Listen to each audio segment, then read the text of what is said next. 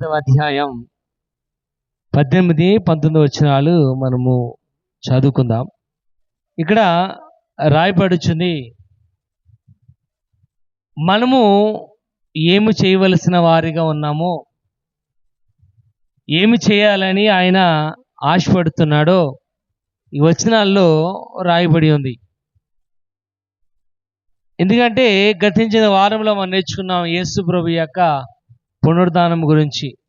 ఆయన మరణంను జయించి తిరిగి లేచాడని మనం నేర్చుకున్నాం. 28వ అధ్యాయం 6వ వచనంలో రాయబడుచుంది, ఆయన ఇక్కడ లేడు, ఆయన చెప్పినట్లుగానే ఆయన లేచి ఉన్నాడు. కాబట్టి ఆయన సజీవుడిగా మరలా మనుషులకు కనబడుతున్నట్లుగా మనము వాక్య భాగం అని తెలియజేస్తుంది.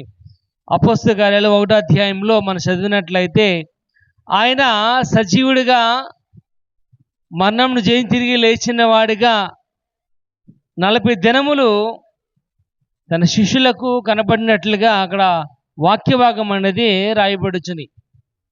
ఆయన మరణం జయించి తిరిగి లేచిన తర్వాత మనకిచ్చిన గొప్ప బాధ్యత ఇక్కడ కనబడుతుంది. మనం ఏమి చేయాలి, ఏమి చేయాలని దేవుని యొక్క ఆలోచన. ఎందుకంటే ఆయన జీవించినంత కాలము చేయలేనిది ఆయన మరణము చేసింది, మనకు విమోచన కలుగు చేసింది. ఆయన పని ముగించబడలేదు కానీ ఆయన పని కొనసాగింపబడుతుంది. కనుక ఆ పనిలో మనము ఏ విధముగా ఉండాలి, ఏ విధముగా ఆయన యొక్క పని చేయాలో ఈ యొక్క వచనాలు అనేవి రాయబడుచున్నాయి. అటువంటి బాధ్యత నీ యొక్క జీవితంలో, నా యొక్క జీవితంలో, మన యొక్క జీవితంలో నెరవేరాలని దేవుని యొక్క ఉద్దేశము. కానీ ఇక్కడ రాయబడుచు ఆయన యొక్క ప్రోగ్రామ్ ఆఫ్ మిషన్.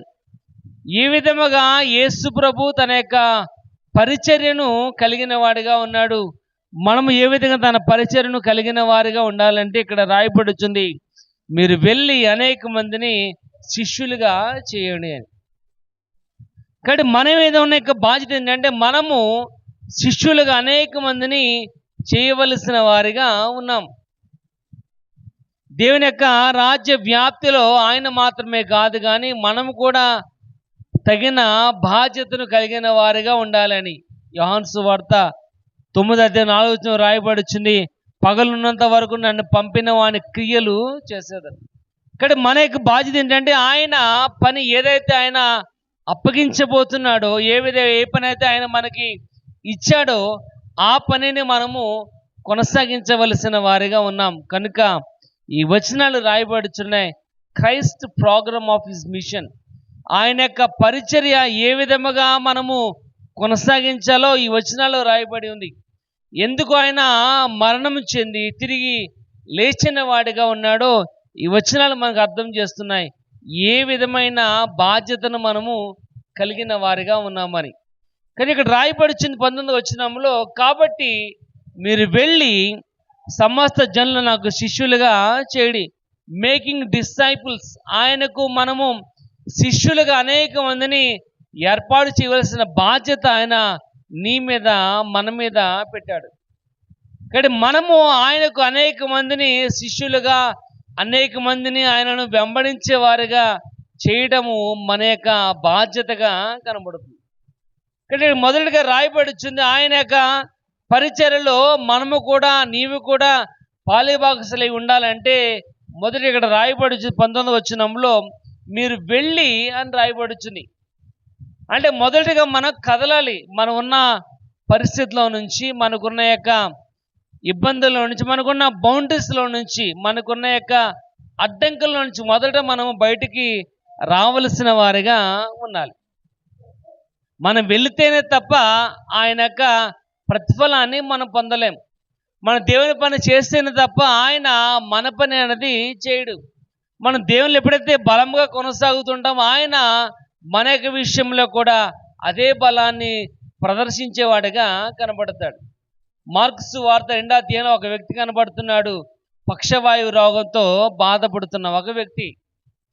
అతడు 4 వ్యక్తుల చేత మోసుకొని పోబడిన వాడిగా కనబడుతున్నాడు. ఒకవేళ ఆ నలుగురు వ్యక్తులు కనుక అతన్ని ఆ ఇంట్లో నుంచి బయటికి తీసుకుని రాకపోయినట్లయితే వాని యొక్క జీవితంలో స్వస్థత అనేది లేదు. వాని యొక్క జీవితంలో పాపానికి పరిహారం అనేది లేదు. కానీ వాడు రాకపోయినట్లయితే, ఎందుకంటే మనం చదువుకున్నాం అదే యోహాను సువార్త 5వ అధ్యాయంలో ఆ గొర్రెల ద్వారం దగ్గర 38 సంవత్సరములుగా పడుతున్న ఒక రోగి కనబడుతున్నాడు. వాడి జీవితంలో ఏమైందంటే, వాడు ఉన్న ప్రదేశంలో నుంచి వాడు కదలాలనుకున్నా కానీ వాడి యొక్క జీవితంలో కదలలేని వాడిగా, బయటికి రానటువంటి వాడిగా ఉండిపోవటం వల్ల 38 సంవత్సరాలు గతించిపోయినప్పటికి కూడా అతనికి జీవితంలో మార్పు లేదు, అతనికి జీవితంలో స్వస్థత లేదు, అతనికి జీవితంలో తన కుటుంబాన్ని మరలా కలుసుకునే యొక్క అధికారాన్ని, అవకాశాన్ని కూడా కోల్పోయిన వాడిగా కనబడుతున్నాడు. కానీ ఇక్కడ మార్కు సువార్తలో రాయబడుచుంది, వారు వెళ్ళటం వలననే అక్కడ ఆయన అంటున్నాడు, వారి విశ్వాసం చూసి నిన్ను నేను క్షమిస్తున్నాను అని, నువ్వు బాగుపడతావని. ఇక్కడ ప్రియమైన వాళ్ళరా, మొదటిగా వీ హ్యావ్ టు గో. మొదటిగా మనం వెళ్ళాలి. వెళ్ళకపోయినట్లయితే ఏ పని కూడా అవ్వదు. ఇంట్లో కూర్చుంటే ఏమవుతాయి, మనం అంటూ ఉంటాం కొండలైనా కరిగిపోతాయి అని. ఇంట్లో కూర్చుంటే ఏమవుతాయి, కొండలైనా కరిగిపోతాయి. ఇక్కడ కొండ కరగకుండా ఉండాలంటే మనం కరగాలి. మనం కరగాలంటే మనం వెళ్ళాలి. వెళ్ళి దేవుని యొక్క పని చెయ్యాలి. అది మన బాధ్యతగా వాక్యభాగం రాయబడుతుంది. ఇక్కడ ఆయన పనిని మనకు అప్పగించాడు. ఆయన ఏ పని అనేది చేస్తాడు. ఎందుకంటే ఆయన ఈ భూలోకంలో ఉన్నంత వరకు 33.5 సంవత్సరములు కూడా ఆయన యొక్క పరిచర్య చేస్తున్నంత సేపు కూడా ఆయన చెప్పింది ఏంటంటే, పరలోక రాజ్య గురించి ఆయన చెప్తున్న వాడిగా కనబడుతున్నాడు. ఆయన యొక్క రాజ్య వ్యాప్తి నిమిత్తము ప్రయాసపడిన వాడిగా కనబడుతున్నాడు. కాబట్టి ఆయన పని మనకు అప్పగించాడు, నీకు అప్పగించాడు కనుక అంటున్నాడు. చూడండి, మార్కు సువార్త 16వ అధ్యాయం 15వ వచనం. మార్కు సువార్త 16వ అధ్యాయము 15వ వచనం. మీరు సర్వలోకమునకు వెళ్ళి సర్వ సృష్టికి సువార్తను ప్రకటన చేయాలి. ఇక్కడ రాయబడి ఏంటంటే, మీరు సర్వలోకమునకు వెళ్ళి సర్వ సృష్టికి సువార్తను ప్రకటన చేయాలి. కాబట్టి మన యొక్క పని ఏంటంటే, సర్వలోకమునకు వెళ్ళి సర్వ సృష్టికి సువార్తను మనము ప్రకటన చేయాలి. అక్కడ ప్రకటన చేయాలంటే అది పాస్టర్ గారి యొక్క బాధ్యత మాత్రమే కాదు, కానీ ఎవరైతే యేసు ప్రభువుని అంగీకరించిన వారందరి యొక్క బాధ్యత ఏంటంటే, అనేక మందికి సువార్తను ప్రకటన చేసే వారికి ఉండాలి. ఇక్కడ ఎందుకు అనేక మందికి ప్రకటన చేసే వారికి ఉండాలంటే, చూడండి, యెషయా గ్రంథము 49వ అధ్యాయం 6వ వచనం చూద్దాం. యెషయా గ్రంథము 49వ అధ్యాయము 6వ వచనం. ఉద్ధరించినట్లు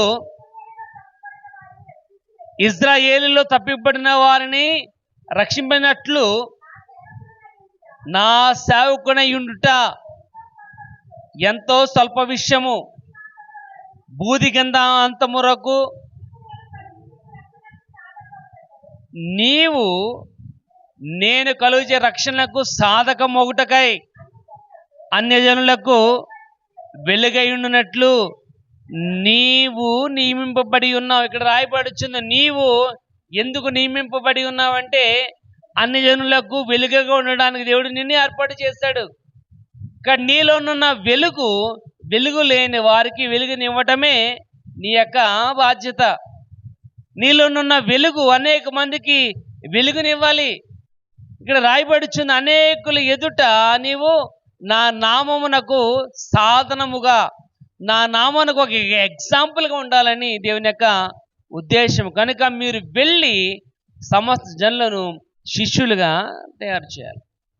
ఇప్పుడు మనం వెళ్ళాలి. మనం వెళితేనే ఏ పనైనా అవుతుంది.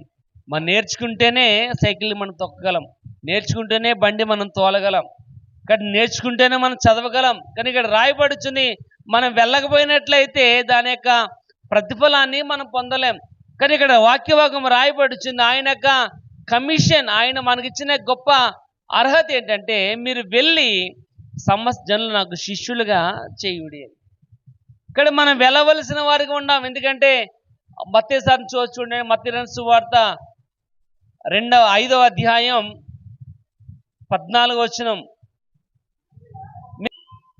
కొండ మీద ఉన్న పట్టణము దేనికి కూడా మరుగై ఉండదు. ఇక్కడ రాయబడుచుంది, మీరు లోకమునకు వెలుగై ఉన్నారు. మనము ఆ వెలుగులో ఉన్న ప్రకారము ఇక్కడ అంటున్నాడు, నేను వెలుగులో ఉన్న ప్రకారం మీరు కూడా వెలుగులోనికి రావాలి. ఇక్కడ మనం వెలుగులోనికి వచ్చాం కనుక ఎవరైతే వెలుగులో లేరో లేనటువంటి వారిని కూడా మన వెలుగులోనికి తీసుకురావడమే ఈ యొక్క శిష్యులుగా తయారు చేయడం. ఈ విధంగా రాయబడుచు మన సర్వలోకానికి వెళ్ళి సువార్తను ప్రకటించడం అంటే వెలుగులో లేని వారిని వెలుగులోనికి తీసుకుని రావడం. యేసుప్రభు కూడా ఈ లోకం నాకు ఆపన నిమిత్తమే ఆయన వచ్చిన వాడిగా కనబడుతున్నాడు. మా మత్తయి సువార్త 2వ అధ్యాయంలో రాయబడుచుంది. నఫ్తాలి దేశంలో చూడండి 16 వచనం 2వ అధ్యాయం. చీకటిలో ఉన్న జనులు గొప్ప వెలుగును చూచెదరు, మరణ ఛాయగల దేశ నివాసుల మీద గొప్ప వెలుగు కలిగిన యెషయా గ్రంథంలో రాయబడుచుంది. కాబట్టి ఆయన ఈ లోకం ఎప్పుడైతే వచ్చాడో వెలుగు కలిగింది. ఇక్కడ మనము లోకమునకు వెలుగై ఉన్నాం, మనము అన్ని జనులకు వెలుగుగా ఉన్నాము కనుక ఇక్కడ రాయబడుచుంది, అన్ని జనులకు వెలుగై ఉంటకు నీవు ఏర్పరచబడిన వాడవు అని రాయబడుచుంది. కాబట్టి ఈ యొక్క వాక్యాన్ని, సత్య వాక్యం ఎవరైతే తెలుసుకోలేదో వారు అజ్ఞానంలో ఉన్నట్లే, వారు చీకట్లో ఉన్నట్లే. ఇప్పుడు వారి యొక్క జీవితంలో ఆ వెలుగు రావాలి అంటే దేవుని యొక్క వాక్యం వారి దగ్గరికి వెళ్ళాలి అంటే మనం వెళితేనే తప్ప పని అయ్యేదైతే కాదు. మనం అంటూ ఉంటాం, ఏమని, నేను వెళ్ళకపోతే ఇలా పని అయ్యేది కాదమ్మా, నేను వెళ్ళకపోతే ఇవాళ పని అయ్యేది కాదు. చిన్న పని విషయంలోనే, మన పని విషయంలోనే మనం ఎంతో శ్రద్ధ వహిస్తున్నప్పుడు దేవుని యొక్క పనిలో మనం ఇంకా ఎంత శ్రద్ధ వహించే వారిగా ఉండాలి. ఇది దేవుడు మనకిచ్చిన గొప్ప బాధ్యత. ఎందుకంటే ఇక్కడ రాయబడుచుంది 119 కీర్తన 105 వచనంలో, నీ వాక్యం నా పాదముల దీపము, నా త్రోవకు వెలుగు. దేవుని యొక్క వాక్యం ఏంటంటే మనకి జీవితమునకు వెలుగును చూపించేదిగా ఉంది. దాంట్లో చీకటి ఎంత మాత్రము కూడా లేదు అని రాయబడుచుంది. కాబట్టి ప్రియమైన వాళ్ళరా, మనము లోకమునకు వెలుగై ఉన్నాము కనుక ఆ వెలుగు ఎవరైతే చీకటిలో ఉన్నారో వారికి మనము చూపించవలసిన బాధ్యత మన మీద ఉంది. కాబట్టి కొవ్వొత్తి చూడండి ఏ విధంగా అయితే వెలుగును అనేక మందికి చూపిస్తుందో, మనం కూడా కొవ్వొత్తి వలె మన వెలుగును ఏదైతే మన యొక్క జీవితాన్ని ఎన్లైటన్ చేస్తుందో, ఏదైతే మన యొక్క జీవితాన్ని వెలుగులోకి తీసుకుని వచ్చిందో ఆ వెలుగును అనేక మంది తెలియజేయవలసిన బాధ్యత దేవుడు మన మీద పెట్టాడు. అందుకే రాయబడుచుంది, మీరు వెళ్ళి సమస్త జనులను శిష్యులుగా చేయండి. ఎందుకంటే ఆయన వాక్యము శరీరధారి అయి కృపాసత్య సంపూర్ణుడిగా మన మధ్య నివసిస్తుంది. ఆయన వాక్యమే సత్యం కనుక ఆ సత్య వాక్యం మనం ధరించుకున్న మనము ఆ వెలుగును అనేక మందికి తెలియజేయవలసిన బాధ్యత నీ మీద ఆయన పెట్టినట్లుగా కనబడుతుంది. అందుకే ఆయన మరణం జయించి తిరిగి లేచి 40 దినములు ఇక్కడ ఉండడానికి గల కారణం ఏంటంటే, ఎవరైతే తన శిష్యులుగా ఉన్న వారి విశ్వాసం తొట్టిల్లిపోకుండా వారు ఇంకా బలపడేలాగిన వారికి మాటలు చెప్పడం అనేది జరిగింది. కాబట్టి ప్రియమైన వాళ్ళరా, ఈ దినమున అదే బాధ్యత నీ మీద, నా మీద, మన మీద పెడుతున్నాడు. మనం వెళ్ళి అనేక మందికి ఏదైతే నువ్వు నేర్చుకున్నావో దాన్ని అనేక మందికి నువ్వు తెలియచేయాలి అని రాయబడుచుంది. రెండోది కూడా అక్కడే రాయబడుచుంది, అదే 19వ వచనంలో, కాబట్టి మీరు వెళ్ళి సమజనులను శిష్యులుగా చేయుడి, తండ్రి యొక్క కుమారునికి పరిశుద్ధాత్మ యొక్క నామమున మీరు ఏం చేయాలంట, వారికి బాప్తిస్మం ఇవ్వాలని రాయబడుచుంది. ఇక్కడ బాప్తిస్మం అంటే ఏంటంటే, ఇక్కడ మనకున్న యొక్క చెడ్డ అలవాటు, మనకున్న యొక్క రాంగ్ ఐడియా ఏంటంటే, బాప్తిని తీసుకుంటే ఇంకా మన చుట్టలు తాగటం మానేయాలి, బాప్తిని తీసుకుంటే బూతులు ఆడటం మానేయాలి. కాబట్టి నేను ఇంకా బూతులు ఆడుతున్నాను కనుక ఇంకా నేను అప్పుడే నా టైం ఇంకా రాలేదు అని అనుకుంటాము. కానీ దేవుని యొక్క వాక్య భాగం రాయబడుచుంది, ఎప్పుడైతే మనం యవ్వన స్థితికి వచ్చామో అప్పుడే యేసు ప్రభుని మనం అంగీకరించే యొక్క సమయం అనేది ఆసన్నమైంది. యవ్వన ప్రాయంలోకి ఎప్పుడైతే వచ్చామో దేవుని మనము సొంత రక్షకుడిగా అంగీకరించవలసిన బాధ్యత దేవుడు మన మీద పెట్టాడు. 119 కీర్తన 9వ వచనం చదవండి. 119 కీర్తన 9వ వచనం, యవనస్తులు దేని చేత తమ చెడ్డ నడతను శుద్ధిపరుచుకుందురు, నీ వాక్యమును బట్టే కదా అంటున్నాడు. యవనస్తులు దేని చేత తమ నడతను సరిదిద్దుకుంటారంటే దేవుని యొక్క వాక్యము చేతే. దేవుని యొక్క వాక్యము చేతనే వారు యేసు ప్రభువుని అంగీకరించిన వారిగా ఉండడానికి అర్హత. కాబట్టి ఈవేళ కాదు రేపు, రేపు కాదు ఎల్లుండి అని మనం వాయిదాలు వేస్తూ ఉంటాం. దేవుని పని అయితే అదే మన పని అయితే, అదే మన పని అయితే, అదే నీ పని అయితే నిమిషాల ప్రకారంగా మనం దాన్ని చేసేంత వరకు కూడా ఊరుకోం. కానీ దేవుని పని మాత్రం పోస్ట్ పోన్ చేస్తూ ఉంటాం. ఈవేళ కాదు రేపు, ఈసారి కాదు రేపు, ఈసారి కాదు వచ్చే సంవత్సరం. బాప్తిని తీసుకున్నామంటే ఈ సంవత్సరం కాదండి, వచ్చే సంవత్సరం. మరి ఈ సంవత్సరం ఏం చేస్తుందో. ఇక్కడ మనం ఎటువంటి వారిగా ఉన్నామంటే దేవుని అంగీకరించడానికి కూడా ఇంకా ఆలోచన చేసేవారుగా ఉన్నాం. ఇది పరలోకం వెళ్తానికి టికెట్ అయితే కాదు. బాప్తిసము పరలోకం వెళ్తానికి నీకు ఇచ్చే గొప్ప టికెట్ అయితే కాదు. ఇదేంటంటే నువ్వు యేసు ప్రభుని అంగీకరించావని ఒక చిన్న ఐడెంటిఫికేషన్, గుర్తు మాత్రమే. నువ్వు యేసు ప్రభువులో కొనసాగుతున్నావంటే గుర్తు మాత్రమే.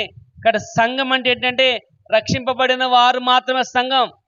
నువ్వు ఎన్ని సంవత్సరములుగా నువ్వు పుట్టినది మొదలుకొని ఎంత మందిరంలో కొనసాగుతున్నప్పటికీ, నువ్వు పుట్టినది మొదలుకొని దేవుని యొక్క పరిచర్లో నువ్వు కొనసాగుతున్నప్పటికీ నీలో రక్షణ అనుభవం లేకపోయినట్లయితే నువ్వెంత చేసినా అదే సామెత ఒకటి ఉంది కదా, బూడిదలు పోసిన పన్నీరుతో సమానం.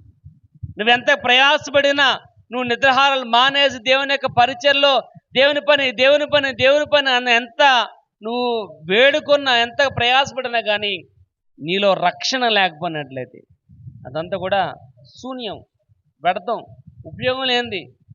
కానీ ఇక్కడ రాయబడుచున్న ఆయన మాట ఏంటంటే ప్రాముఖ్యమైన మాట, తండ్రి యొక్కయు కుమారుని యొక్కయు నామమున ప్రతి వారు కూడా ఏం చేయాలంట, బాప్తిస్మము తీసుకోవాలి.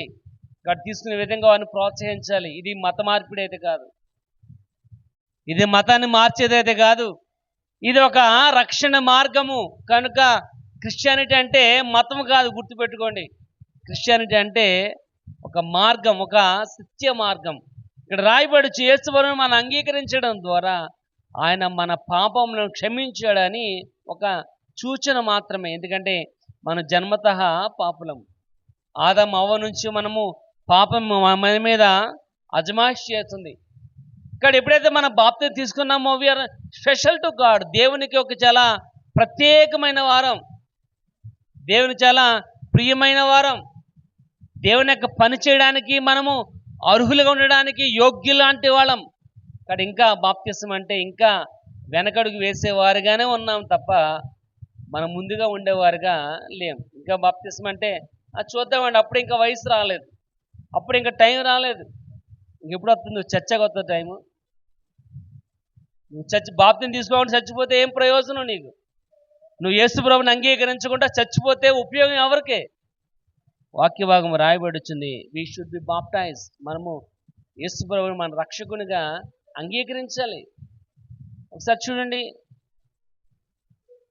రోమీయులకు రాసిన పత్రిక 6వ అధ్యాయం, రోమా 6వ అధ్యాయం 3వ వచనం చూద్దాం.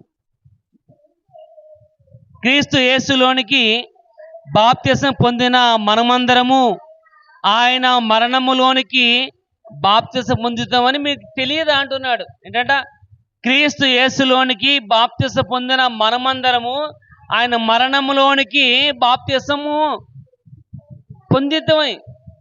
ఇక్కడ ఎప్పుడైతే మనం బాప్తిస్మం తీసుకున్నామో దాని యొక్క ఉద్దేశం ఏంటంటే ఆయన మన పాపములను కడిగి వేశాడు అని. ఎప్పుడైతే మనం యేసుని అంగీకరించామో దాని యొక్క ఉద్దేశం ఏంటంటే నేను క్షమించబడిన దానను అని. ఎప్పుడైతే మనం క్షమించబడ్డామో దాని యొక్క ఉద్దేశము నెక్స్ట్ స్టెప్ ఏంటంటే శాంటిఫికేషన్, పవిత్రపరచబడటం. అనుక్షణము కూడా మనం పవిత్రపరచబడాలి. ఎప్పుడైతే మన పాపములు క్షమించబడి ఉన్నావో ఇప్పుడు ఏం చేయాలంటే మనము ప్రతిసారి కూడా పవిత్రపరచబడాలి. ఇంకొక ఎగ్జాంపుల్ చెప్తాం. మనం కొత్తగా బిందు కొన్నాం అనుకోండి, కొత్తగా బిందు కొన్న వెంటనే మనం దాంట్లో నీళ్లు పట్టేసుకోము, వెంటనే దాంట్లో నీళ్లు తాగేం. అవునా అవునా కదా?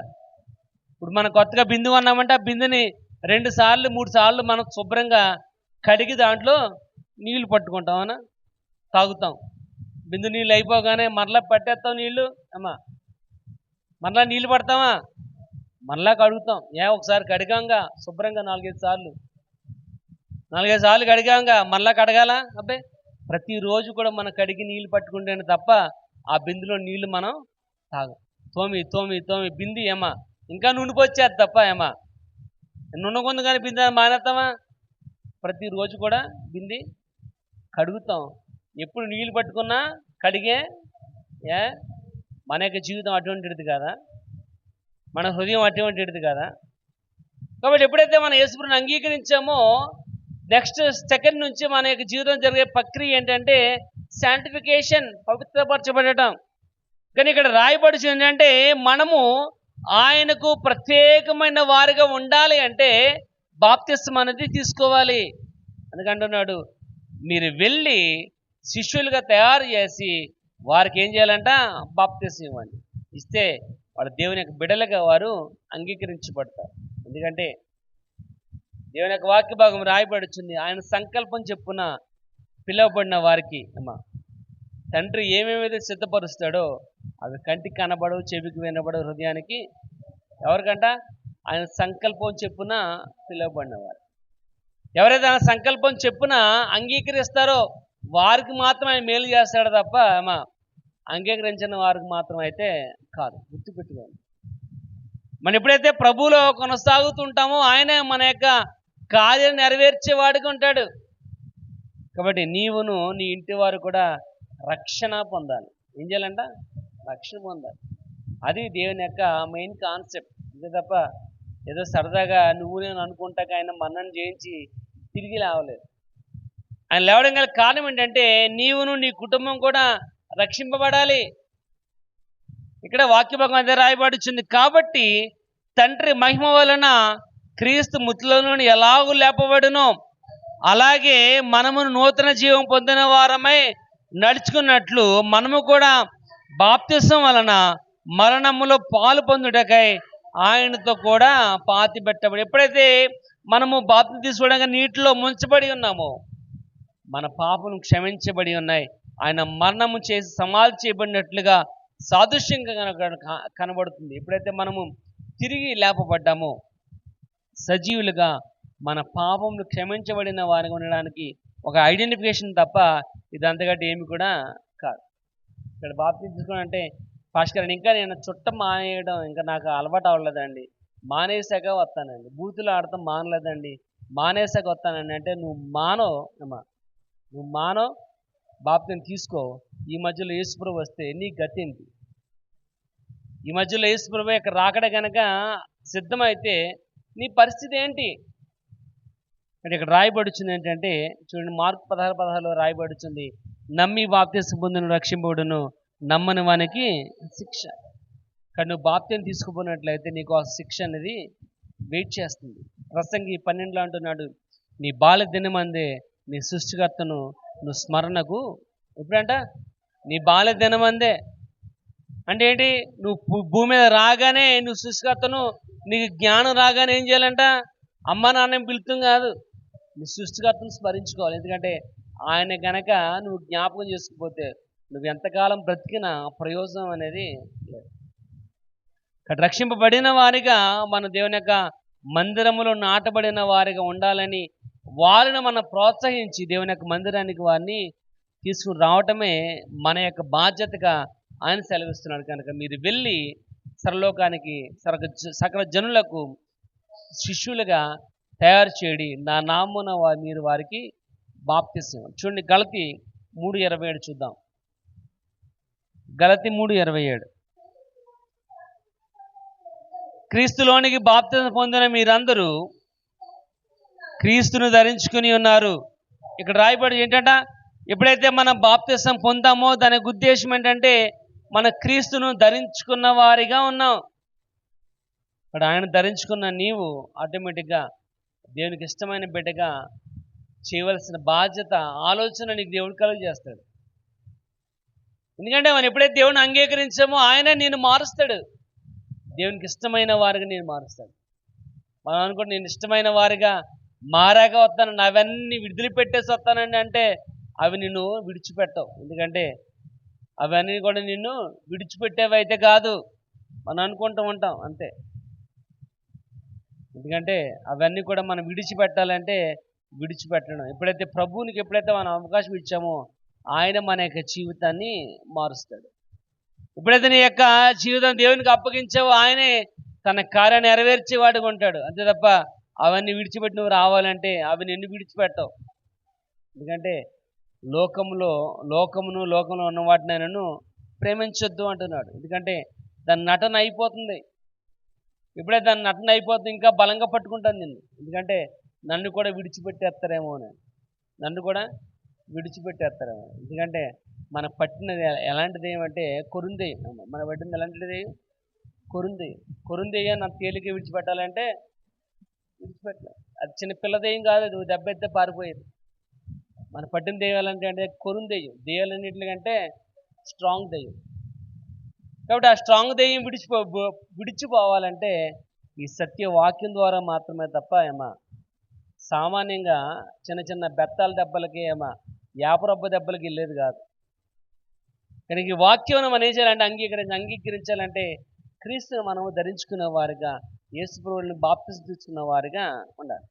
కానీ ఇక్కడ రాయబడుచుంది రెండవది ఏంటంటే మనం వారిగా బాప్తిసం ఇచ్చి దేవుని యొక్క పరిచర్య భాగస్వాములు వారు చేయవలసిన యొక్క బాధ్యత మన మీద ఆయన పెట్టాడు. మూడవది రాయబడుచుంది అక్కడ 28వ అధ్యాయము 20వ వచనంలో రాయబడుచున్న మాట చూడండి. మీరు వాటిని గైకొనవలెనని వారికి ఏం చేయాలంట? బోధించాలి. మూసేశారు అప్పుడే. మత్తయి సువార్త 28వ అధ్యాయం 28వ అధ్యాయము 20 చదవండి ఒకసారి. నేను మీకు ఏ సంగతులను ఆజ్ఞాపించుతునో వాటన్నింటి గైకొనవలెనని వారికి, అంటే ఏ సంగతులు దేవుడు మనకి చెప్పాడో ఆ సంగతులు మనం ఎప్పుడైతే వారు చెప్తున్నామో వారు వాటిని గైకొనే విధముగా వారిని ప్రోత్సహించాలి మనం. అంటే ఏంటి? ఇలా మన పక్కన కూర్చున్న ఒక వ్యక్తి రాలేదనుకోండి, పక్కన కూర్చున్న వ్యక్తి రాలేదు, ఇప్పుడు రేపొద్దున ఆమె కనబడ్డది, మనం ఏం అడుగుతాం చెప్పండి? ఏది నిజంగా అడుగుతారా? నిజంగా ప్రార్థన రాలేదని అడుగుతారా? అది మీరు చాలా మంచోళ్ళు. మరి ఇంటికి రావట్లేదు మరి వాళ్ళు. మరి అడిగినప్పుడు మరి నెక్స్ట్ వారం అన్న వాళ్ళు రావాలి కదా. మరి మనం షిఫ్ట్లు వేసుకుంటాం. ఎందుకంటే ఈ వారం వచ్చిన నెక్స్ట్ వారం కొత్తలే. అంటే ఈ వారం వాళ్ళు మానేశారు, మనం ఈ వారం పనులకు వెళ్తాం, వాళ్ళు ఈ వారం ప్రార్థన వెళ్తాం. ఇక్కడ రాయబడుచున్న మాట ఏంటంటే నేను మీకు ఏ సంగతులను ఆజ్ఞాపించుతునో వాటన్నింటి గైకొనవలెనని మీరు వారికి బోధించాలి. ఏం చెప్పాలి? ఎవరైతే రాలేదో వాళ్ళు చెప్పాలి. అమ్మా వీళ్ళు నువ్వు రాపోవటం వల్ల ఎంత నష్టపోయావో వాళ్ళకి చెప్పాలి. మనం వీళ్ళ నువ్వు ప్రార్థనకు రాపోవటం వల్ల ఎంత నష్టపోయావో వాళ్ళకి చెప్తే అమ్మా ఇంకోసారి అలాంటి తప్పు వాళ్ళు. మనం ఏం అడుగుతాం? నిన్న ప్రార్థన ఊరు వెళ్ళావా? ఏ ఊరు వెళ్ళావు? ఏం చీర కట్టుకెళ్ళావు? అక్కడ ఏం పెట్టారు? కట్నం ఎంత తిట్టావు? నీకెంత తిట్టారు?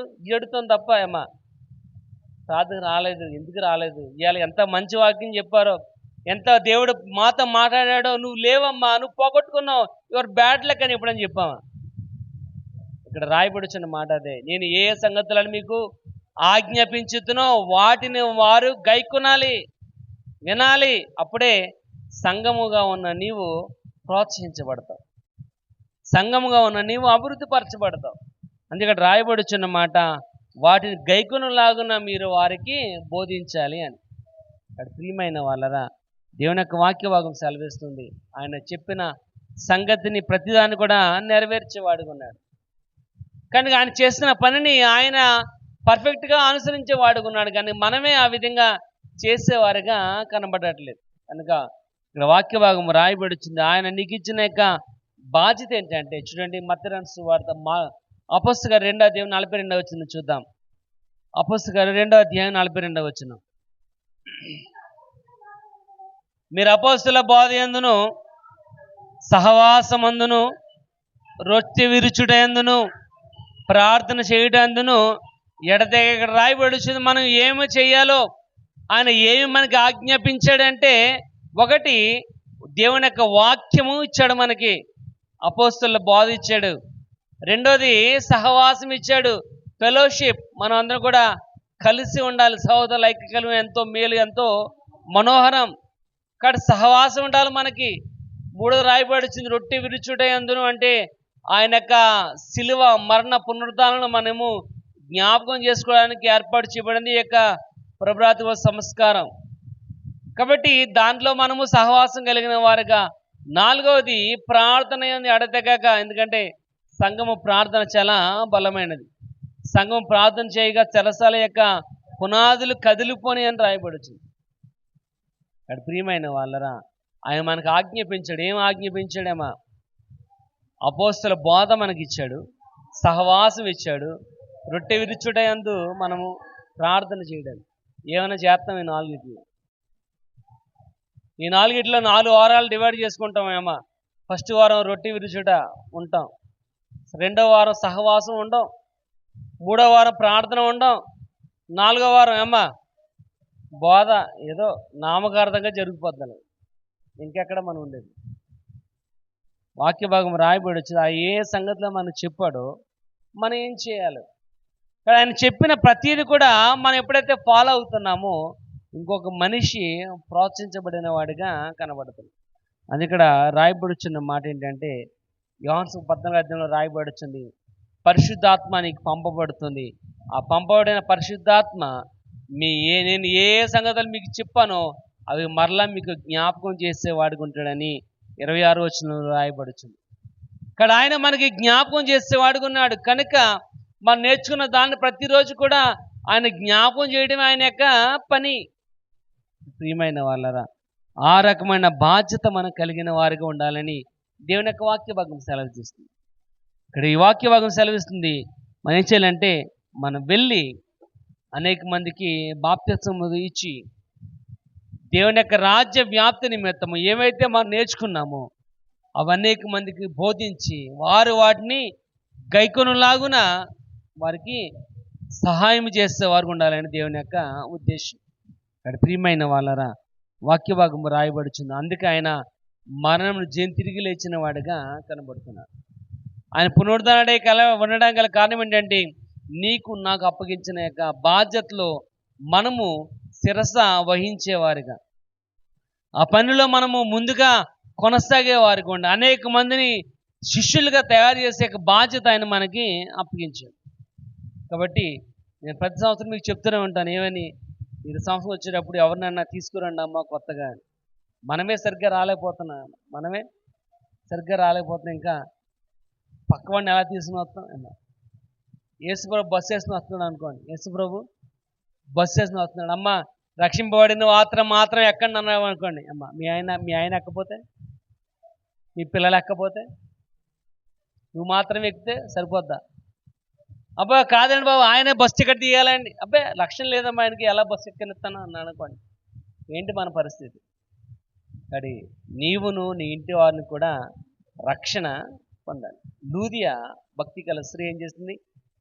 ఆమె తన కుటుంబాన్ని కాపాడుకుంది. ఎందుకంటే వచ్చే రోజులు మంచి రోజులు అయితే కాదు. మన పాట పాడుతుంటే ఏం పాట అది? దుర్దినములు రాకముందే, సర్వము కోల్పోకముందే, అంధత్వము కలగకముందే యేసు ప్రభుని జ్ఞాపకం. ఎందుకంటే ఏ రోజు ఏ సెకండ్ కూడా మందైతే కాదు, ఏ నిమిషం కూడా మన యొక్క ఆధీనంలో అయితే లేదు, ఏ క్షణమున ఏం జరుగుతుందో కూడా మనకి తెలియదు. ఎందుకంటే జమ్మూ కాశ్మీర్లో ప్రస్తుతం భయంకరమైన పరిస్థితి అనేది కనబడుతుంది. ఒక నెలగా జవాన్ పెళ్లి చేసుకున్నాడు, హనీమూన్కి జమ్మూ కాశ్మీర్ వెళ్ళాడు. వెళ్ళగానే అక్కడ ఉగ్రవాద దాడులు జరిగినాయి, ఆడి స్పాట్లో చచ్చిపోయాడు. దాని బాధ్యత ఎవరు? ఎందుకంటే ఆడు ఎప్పుడు కూడా అనుకుని ఉండడు ఇలాంటి పరిస్థితి జమ్మూ కాశ్మీర్లో ఉంటుందని. ఎందుకంటే మనకు కూడా తెలియదు, ఎందుకంటే ప్రస్తుతం భయంకరమైన పరిస్థితులు చాలా అనుకూలంగా అయితే లేవు. ఏదేనమో ఏ గడియో ప్రభు రాకడ అన్నట్లుగానే ఉంది. చూడండి, ప్రకటన 1:3 వచ్చింది చూద్దాం. ప్రకటన 1:3, సమయము సమీపించి ఉన్నది కనుక ఈ ప్రవచన వాక్యములు చదువువాడును వాటిని విని గైకొని వాడును ధన్యుడు. ఇక్కడ రాయబడుచుంది ఏంటంటే సమయము సమీపించి ఉంది. సమయం సమీపించి ఉంది కనుక మనం పని చేయాలి. ఏం పని? ఈ ప్రవచన వాక్యమును చదువువాడును, ప్రవచన వాక్యమును గైకొని వాడును, ప్రవచన వాక్యమును వినివాడును ధన్యులు. మనం ఏ పని చేస్తున్నాం? ఏ బ్యాచ్లో మనం ఉన్నాం? చదివేవారిగా ఉన్నామా, వినేవారిగా ఉన్నామా, గ్రహించేవారిగా ఉన్నామా? అర్థం చేసుకో, ప్రశ్న చేసుకోండి మన హృదయంలో. ఒక క్వశ్చన్ మార్క్. ఏ బ్యాచ్లో ఉన్నావు నువ్వు? రాయబడి సమయము సమీపించి ఉంది. సమయం లేదు ఇంకా.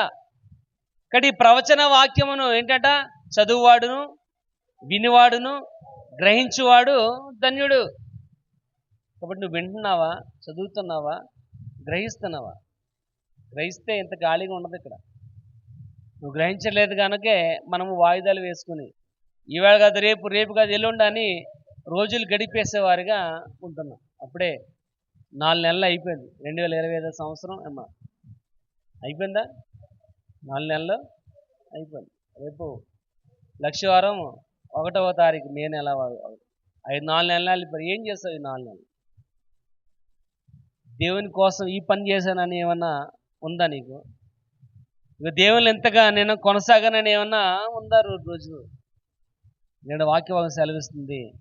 మన మీద అనేకమైన బాధ్యత ఉంది. అనేక మందిని దేవుని యొక్క రాజ్య వ్యాప్తి కోసం మనము వారిని ప్రోత్సహించే వారు ఉండాలని దేవుని యొక్క ఉద్దేశం. అటువంటి కృపను దేవుడు మనకు అనుగ్రహించాలని ప్రార్థన చేద్దాం. దేవుడి కొద్ది మాటలు మనం ఇంట్లో దీవించి ఆశీర్వదించును గాక.